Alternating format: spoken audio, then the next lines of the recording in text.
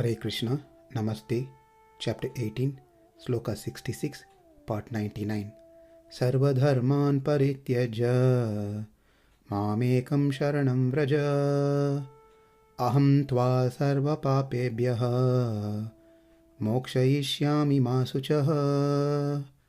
Abandon all varieties of religion, and just surrender unto me. I shall deliver you from all sinful reactions. Do not fear. In the previous session, we tried to summarize all that we learnt from this Charma Sloka. Some of the concepts that we learnt may require a repeated hearing, but for us to easily relate and try to connect with this sloka, let's hear a story. In a village, there was a family who had a son, and they were leading a happy life. On one day, something happened which made the boy upset and angry. He fought with his parents and left the home. He doesn't have money, he has not even completed his school, doesn't know where he is going to stay, no idea how people are going to treat him outside, but got angry and left the home. Not knowing where to go, he stayed few blocks away from his house, where someone temporarily gave him a place near the platform in front of the house. As the time was passing, he was feeling hungry. He was feeling cold. He was not sure what to do. His mother, who was in a miserable state without her son, was constantly thinking about him. She knows within few hours her son will feel hungry. So she made preparation, packed the food, and went close to that house. He called the landlord and gave the food to him and requested him to feed the boy, but not to tell him that these foods were given by her. Because she knows about her son, if he comes to know, then he will reject the food, he will throw the food away. The landlord also took the food and gave it to the boy. The boy ate the food very happily. His mother was watching all this from a short distance, and she felt happy. Also, along with the food, the boy also got the comforter to keep himself warm. Few days were passing like this, where his mother was feeding him without his knowledge. One day, a traveler who was passing through that area happened to see this boy. That traveler knew this boy very well as his parents. He was quite surprised to see this boy in this condition, almost like an orphan. The traveler approached the boy and started enquiring about him and his parents.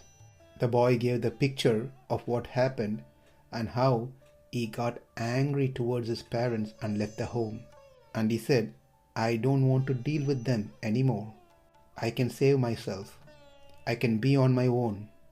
I don't need their help." Hearing all this very patiently, the traveler felt sad for the boy, felt compassion towards the boy. The traveler went closer to the boy, sat next to him, placed his hand on the shoulder of the boy, and started explaining few things. He told the boy how he was when he was born. There was no hope for him for his survival. But your parents did all the possible things to their best capacity to save you. You didn't know how to speak. They taught you how to speak. You didn't know how to clean yourself. They did it for you, and they taught you how to do it. It was your parents who sacrificed many things in their life just for your sake.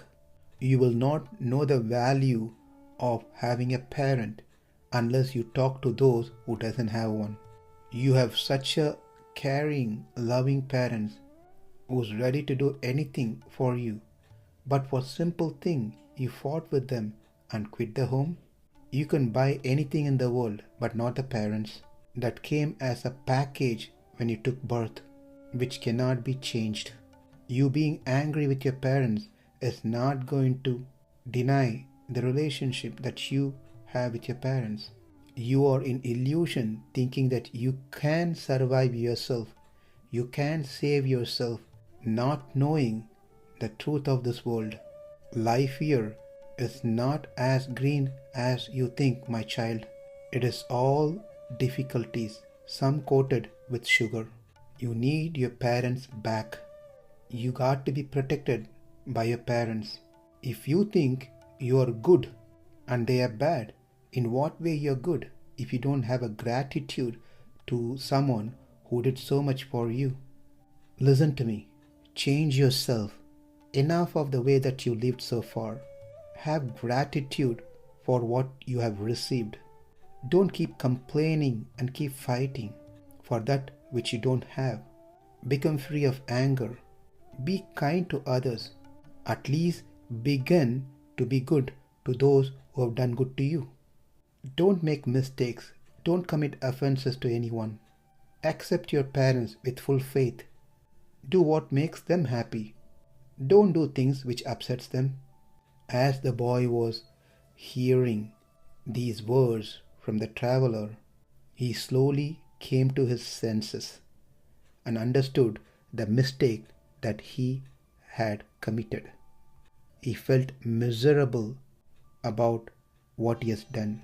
He tightly embraced the traveler and started crying like a baby. His voice was choking. He was unable to speak even a word. He felt shameful of his act. He understood how great his parents were. He somehow gained little strength to speak few words, and he said, "My dear sir, thank you. Thank you so much for being so kind towards me, for all your advices, instructions. But I think I have to spend rest of my life like this. I doubt my parents will accept me back for what I have done to them." The traveler, with compassionate eyes, smilingly said to the boy, "You don't know about your parents. They are eagerly waiting to forgive you and accept you back home. In fact, they are in great pangs of separation from you." The boy's confidence level increased by the words of the traveler, held the hand of the boy, took him to his parents. The mother, who was always looking in the direction of her son, seeing the boy coming towards the house, her joy had no limits. She came out of the house to receive the boy, and the traveler spoke to the mother and said to accept him, and the mother happily accepted the boy, even though actually she never rejected him. She took the boy inside the house, but the father, he knew very well the boy is back home, but he did not care to turn towards the boy. He was busy browsing his cell phone, checking his messages, watching some videos, reading some news, or attending calls. The mother gently approached her husband and told him that the boy is back. The father was still in angry mood for what his son has done. But then the mother advised her husband that he must be kind, not be so stubborn. He must be forgiving. After all, this boy is yours. If you don't forgive and you don't give shelter and protect him, who else can do it? Where can he go? Now that he has realized, understood his mistakes, he is back home now. Why do you want to continue the same mood of anger? Hearing these things, the father kept the phone aside. As instructed by mother, the boy also came forward towards father and begged for forgiveness. The father immediately carried the boy, embraced him, kissed on his head, and placed him on his lap. Then the family was happy together. Well, hearing to this story, some would have gone into an emotional ride thinking about their parents. But the purpose behind the story is to think about our Supreme Parent, Sri Sri Radha and Krishna. We are those angry children who left the shelter of our Supreme Parent and wandering in this world, thinking we are protecting ourselves. We can protect ourselves, not knowing that it is the Lord at every single step giving us protection. Like the mother who took care of the needs of the boy, it is the Lord who has given us everything that we have, including this body. He has made all the facilities for us, but we received everything and we forgot about them. It is by their grace we get the association of a saintly person, a guru, who then brings us into the right path through his instructions.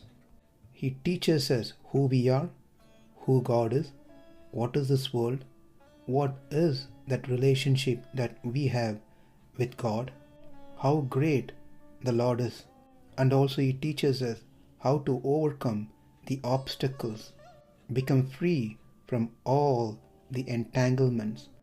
He teaches how to attain the spiritual world and also tells what we gain by attaining the spiritual world and what we do over there. Guru re-establishes that lost connection through the process of initiation. Then Guru prays at the lotus feet of Srimati Radharani to accept this Jivatma and recommend to her Lord. And Srimati Radharani approaches her beloved Krishna, asks him to give up anger on this Jivatma, forgive him and accept him at his lotus feet. If Krishna refuses to do so, she will captivate him through her beauty and make sure we are accepted. Here, there is something to note. The traveler in the story had few options when he saw that boy. Number one, he could have thought that it's not my problem, and he could have ignored that boy as if unnoticed and kept walking, not wanting to take responsibility of that boy. Second option is, seeing the boy, he could have felt sad for his condition, thinking he is suffering due to his previous karma, and then just continued with his journey. The third option is to be kind to this boy by approaching him, speaking to him in soothing words, then provide him some food, clothes, money, etc. Then say goodbye and continue with his journey. The fourth option is to connect the boy back to his parents. The first option that we saw is common. We see among ourselves. Why to get into problem by helping others? Just mind our own business and take care of ourselves. Such person cannot be a guru.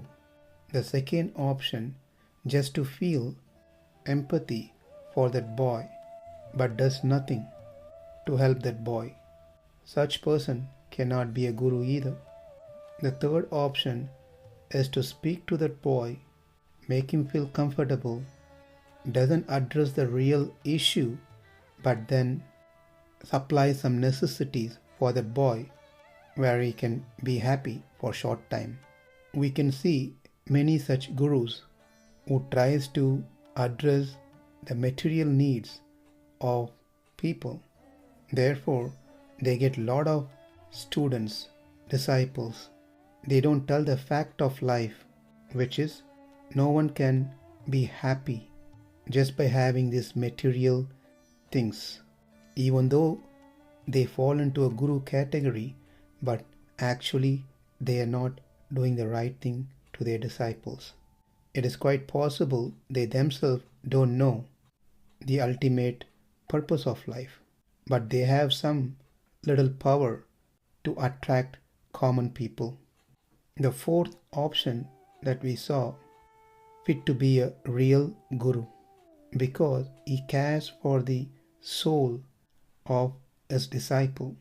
After properly instructing the Jivatma And after teaching how to surrender, how to perform bhakti, he connects the Jivatma to its original parent. The father in the story is Krishna, the mother is Srimati Radharani, the traveler is Guru, and the boy is the Jivatma. Take home for us from this sloka.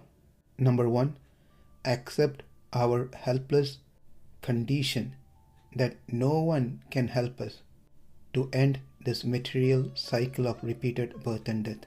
Number 2, accept we have no other means through which we can attain the Supreme Lord.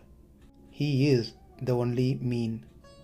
Number 3, pray to Srimati Radharani for her kataksham. Through her grace, we get connected to a spiritual master. Number 4, we get initiated from that Guru and follow his instructions carefully and render service unto him. Number 5, be very careful not to commit any offenses to any devotees and also not to do any Anya Devata worship. When we do these 5 and become our Guru's obedient servant, Srimati Radharani recommends our name to Krishna, asks Krishna to forgive us and be ready to accept us at his lotus feet. And Krishna, without a second word, fulfills Srimati Radharani's desire. As we mentioned earlier, Krishnam Dharmam Sanatanam. That is the dharma that we have to follow, keeping Krishna in the center, Krishna as the focal point in all that we do. If that dharma is being followed, we don't need to worry about any other dharma. Those other dharmas can be given up without any fear. With that, we conclude Sloka 66. In the next Sloka, Krishna is going to say to whom this knowledge should not be given. Sarva-dharmān parityajya mām ekaṁ śaraṇaṁ vraja ahaṁ sarva-pāpebhyo mokṣayiṣyāmi ma śucaḥ. Thank you. Hare Krishna.